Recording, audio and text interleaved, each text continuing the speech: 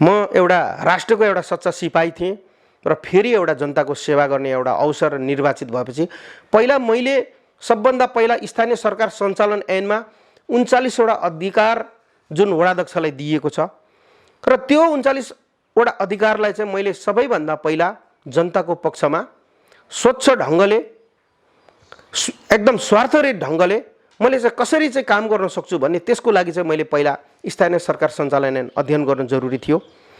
सबैभन्दा अहिले डिजिटल प्रविधिको एभरेज सिनेमा पनि यहाँ राजगढमा सञ्चालन भएको र सबैभन्दा हामीलाई बजारलाई व्यवस्थित गर्नु थियो पूर्वाधारतर्फ। बजारलाई व्यवस्थित गरेपछि सबैभन्दा पहिला भौतिक पूर्वाधारबाट चाहिँ बजार चाहिँ अहिले राजगढको एउटा नमुना बजार पनि कहलिएको छ।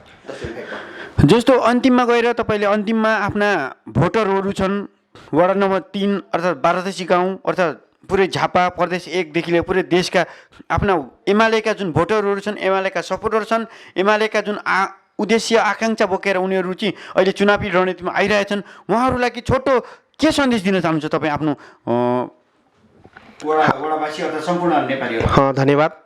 म वडावासीहरूलाई म विशेष गरिकन यो अनुरोध गर्न चाहन्छु, यो आग्रह गर्न चाहन्छु कि हामी फेरि तपाईँहरूको गाउँघरमा आउँदैछौँ, तर तपाईँहरूले पक्कै पनि धोका खानु हुने छैन। किनकि हामीले 3 वर्षसम्म जुन हामीले हाम्रा कामहरू गरेका छौँ, मैले अघि पनि भने भौतिक पूर्वाधारतर्फ, सडक सञ्जालतर्फ, बालबालिकातर्फ, अपाङ्ग महिलाहरूको तर्फ, लक्षित वर्गहरूतर्फ, सन्थाल समुदायको, राजवंशी समुदायको पहिचान झल्काउने, विभिन्न संस्कार संस्कृति झल्काउने जुन पहिलोचोटि यो बारादसी गाउँपालिका वार्ड नम्बर 3 मा कार्यक्रम जुन सञ्चालन भएको छ।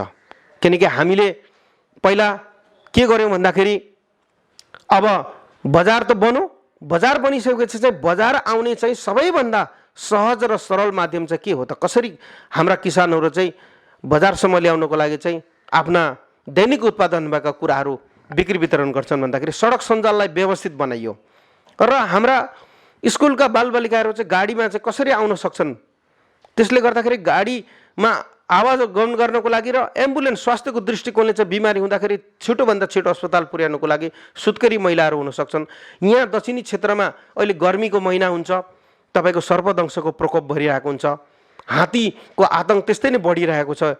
यहाँ 3 नम्बर 2 नम्बर र 1 नम्बर वडा चाहिँ यो हात्ती आतंकको विशेष क्षेत्र भएकोले पनि हामी त्यसमा चाहिँ चुस्त र दुरुस्त भएर राति बस्नुपर्ने हुन्छ। त्यसले गर्दाखेरि हामी सडक सञ्जाललाई पनि हामीले ध्यान दियौँ। अनि हाम्रा कल्भर्टहरू, पुल पुलेसाहरू हाम्रा धेरै बिग्रेका भत्केका थिए, बाढीले एकदम छरपष्ट भएका थिए। तिनलाई हामीले के गर्यौँ भन्दाखेरि मर्मत गर्ने, तिनलाई नयाँ निर्माण गर्ने ठाउँ नयाँ निर्माण गर्ने, पुलहरू निर्माण गरेका छौँ, झोलुङ्गे पुलको व्यवस्थापनहरूतिर लागेका छौँ। अनि त्यसले गर्दाखेरि यहाँनिर अब हामी के मेसेज दिन चाहन्छौँ भन्दाखेरि हामीले 3 वर्षसम्म हामीलाई सिक्ने समय लाग्यो। हामीले संविधानको कार्यान्वयन गर्ने कसरी, स्थानीय सरकार सञ्चालनमा दिएको अधिकारहरूलाई कसरी चाहिँ समन्वय गरेर अगाडि बढ्ने, त्यसमा पनि हामीले हाम्रा उपभोक्ता मार्फत चाहिँ विकासका मोडलहरू चाहिँ जुन किसिमको थियो त्यसलाई चाहिँ कसरी चाहिँ सहजीकरण गर्ने, जनतालाई चाहिँ हामीले लागत सहभागिताका कुराहरू थियो सबैभन्दा पहिला कि विकासको सहभागिता चाहिँ कसरी, एक अर्काको पूरक बन्ने कसरीका यो बुझाउनु जरुरी थियो।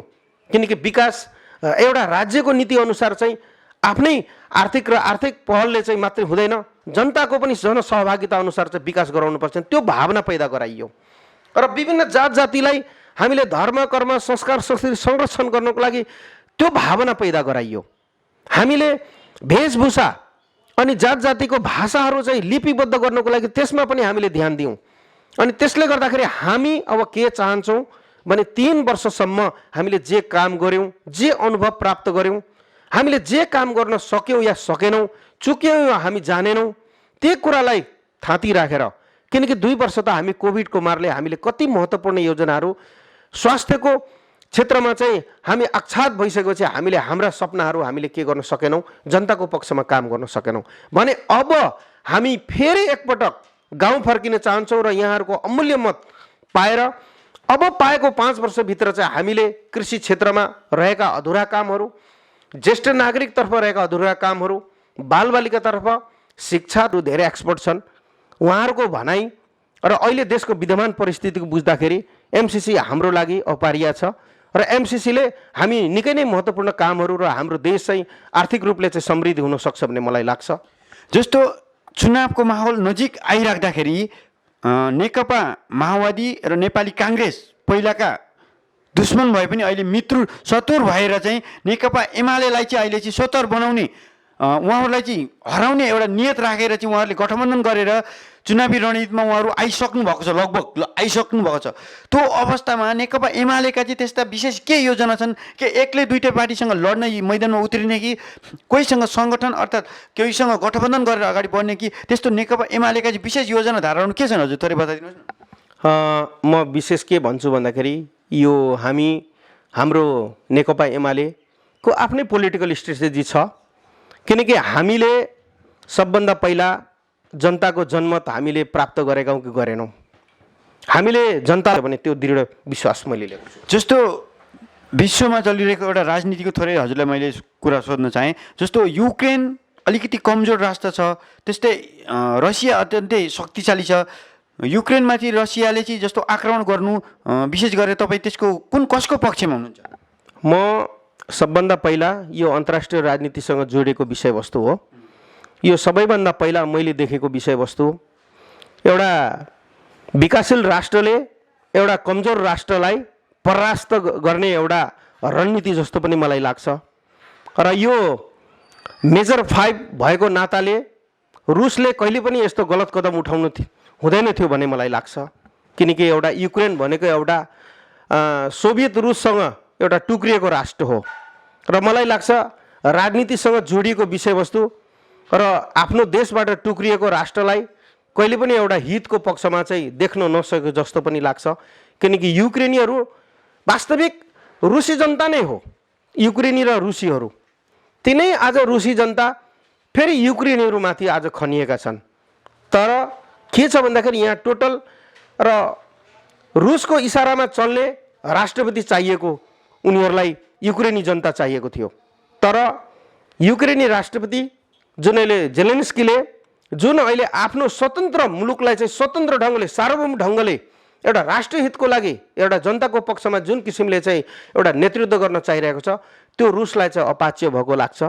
त्यसले गर्दाखेरि युक्रेन र रुसको चाहिँ सम्बन्ध चिसो हुँदै गएपछि यो एउटा युद्धमा चाहिँ परिणत भएको मलाई लाग्छ। जस्तो अब स्थानीय तहको चुनाव आइसकेको छ, यो स्थानीय तहको चुनावका लागि चाहिँ के कस्ता त्यस्ता प्रचार, के कस्ता योजनाहरू नेपाली जनतामाझ 3 करोड जनता अर्थात् 3 नम्बर वडाका लागि अर्थात् सम्पूर्ण एमालेका व्यक्तिहरूले कस्ता किसिमको योजना धारणा लिएर चाहिँ जनता सामु चाहिँ गइरहेका छन्, थोरै जानकारी गराइदिनुहोस् न। धन्यवाद पत्रकार महोदय।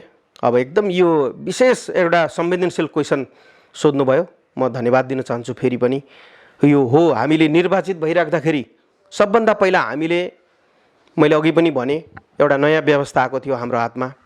हामी कयौँ व्यक्तिहरू जुन विभिन्न ब्याकग्राउन्डबाट आएको थियौँ। म एउटा सेनाको मान्छे, एउटा सेनाको रिटायर मान्छे। मलाई म वास्तविक राजनीतिसँग जोडिएको एउटा व्यक्ति पनि होइन र त्यो फेरि बिच बाटोमै सेलाएर गयो।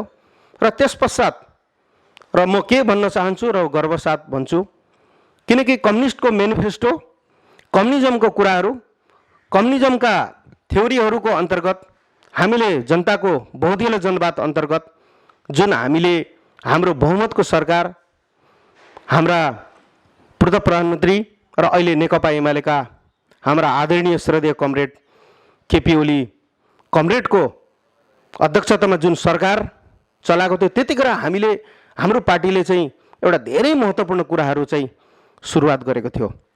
जस्तै हाम्रो पार्टी प्रधानमन्त्रीज्यूबाट चाहिँ एउटा स्थायी शान्तिको सम्झौता गरेका थिए, जो विप्लव सीके राउतलाई एउटा राजनीतिक मूलधारमा ल्याउन सफल भएको छ र राष्ट्र पुँजीको निर्माण गरेको छ हाम्रो पार्टीले। किनकि अर्थमन्त्री श्रद्धेय कमरेड युवराज खतिवडाको पहलमा, किनकि स्थानीय त सबैलाई बजेट विनियोजनको भोलम चाहिँ निकै नै फराकिलो दायराबाट आएको छ। त्यो तपाईँ हामीलाई सर्वविदित नै छ। किनकि पूर्व गाविसहरूको बजेटको भोलम र स्थानीय तहको एउटा वडाको भोलममा धेरै नै अन्तर। त्यसले गर्दाखेरि पुँजी निर्माण चाहिँ कसरी हुनसक्छ, हाम्रो पार्टीले चाहिँ त्यतिखेर चाहिँ सुरुवात गरेको छ।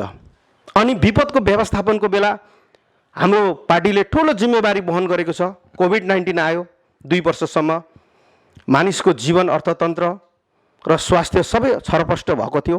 त्यस बेला पनि हाम्रो पार्टीले सबैभन्दा पहिला स्वास्थ्य क्षेत्रमा चाहिँ कोभिड-19लाई नआत्तिकन एउटा राष्ट्रको तहबाट अन्तर्राष्ट्रियसँग सहयोग मागेर विभिन्न विपदको जोखिमपूर्ण कामहरू चाहिँ सरल ढङ्गले व्यवस्थापन गरेको हामी पाउँदछौँ।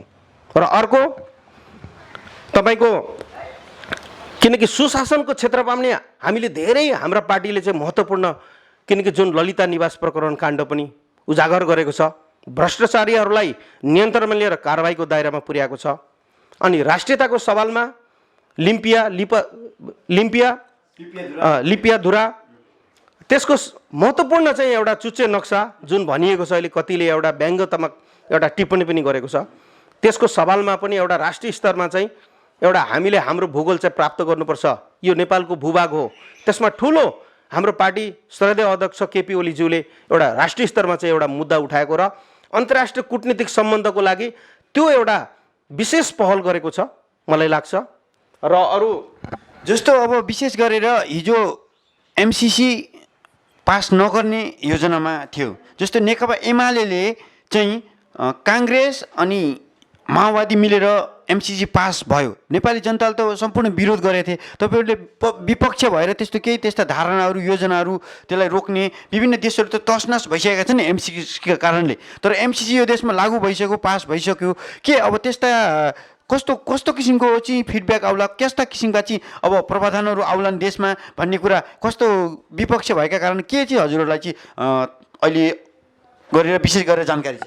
म यो राष्ट्रिय राजनीतिसँग जोडिएको एउटा एमसिसी हुन त हामी त्यति विज्ञ छैनौँ यो सम्बन्धी, तर जुन अहिले हामीले हाम्रा राजनीतिक विज्ञहरू र जुन किसिमको एउटा विश्लेषण गरेको छ, हामीले सबभन्दा पहिले हाम्रो राष्ट्रको बारेमा हामीलाई बुझ्न जरुरी लाग्छ। मैले मेरो सन्दर्भमा, किनकि हामी कुन राष्ट्रको नागरिक हौँ पहिला, र हाम्रो देशको अर्थतन्त्र कस्तो छ, हाम्रो देशको चलायमान पुँजीको अवस्था कस्तो छ, र हामी साँच्चै नै राष्ट्र पुँजीकरणको सवालमा चाहिँ हामीले हाम्रो राष्ट्र चाहिँ वैदेशिक ऋण सहायता मार्फत चल्छ कि चल्दैन, हामी आफै उत्पादनशील र आफैमा आर्थिक निर्भर छौँ कि छैनौँ भन्ने कुरा बुझ्नुपर्छ मलाई लाग्छ।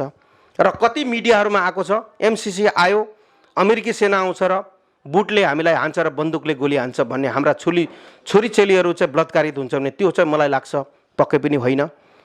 अमेरिका राष्ट्र त्यस्तो हो जो संसारलाई चलायमान गर्ने, पुँजीलाई चलायमान गरेर औद्योगिक राष्ट्रलाई चाहिँ चलायमान गर्ने राष्ट्र हो। र हामीले एउटा कुरा महत्त्वपूर्ण रूपले बुझ्नुपर्छ, किनकि हामीलाई सर्वविदित थाहा छ कि रेमिटेन्सले चलेको मुलुक, जुन हामीसँग अर्थतन्त्र टोटल आर्थिक क्षमता भार हामीसँग नै क्षमता छैन।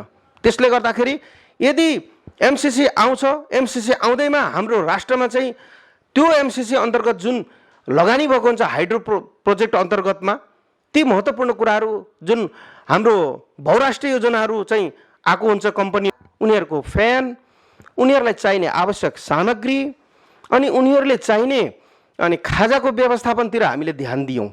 र उनीहरूले सरकारी स्कुलमा चाहिँ कसरी चाहिँ आकर्षित हुन्छ त, सरकारी विद्यालयमा चाहिँ आफ्ना छोराछोरीलाई कसरी पठन पाठन गर्छन् त, त्यो भावनाको चाहिँ पहिला विकास गर्नुपर्छ। भवनहरू जीर्ण अवस्थामा थिए, ती जीर्ण भएका बिल्डिङहरूलाई हामीले नयाँ भवन तयार गरौँ। जस्तै पशुपति माध्यमिक विद्यालयको प्राङ्गणमा हामीले अहिले कम्प्युटर इन्जिनियरिङ क्लास जुन चाहिँ तराई मध्य समृद्धि कार्यक्रम अन्तर्गत 75 लाख रुपियाँको कार्यक्रम ल्याएर हामीले भवन निर्माण गरेर 8 क्लासदेखि चाहिँ कम्प्युटर इन्जिनियरिङ क्लासको व्यवस्थापन गरियो। नम्बर 1 सङ्घीय गणतन्त्रलाई स्थापना गर्नका लागि नेकपा एमालेको महत्त्वपूर्ण भूमिका छ।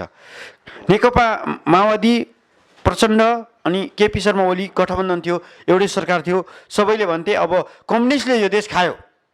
तर अहिले आएर त लास्टमा आएर त काङ्ग्रेसले खायो नि। जस्तो नेकपा एमाले चाहिँ कसरी टोक्रिएर अहिले चाहिँ एकलौटी भयो। अब चुनावकोमा पनि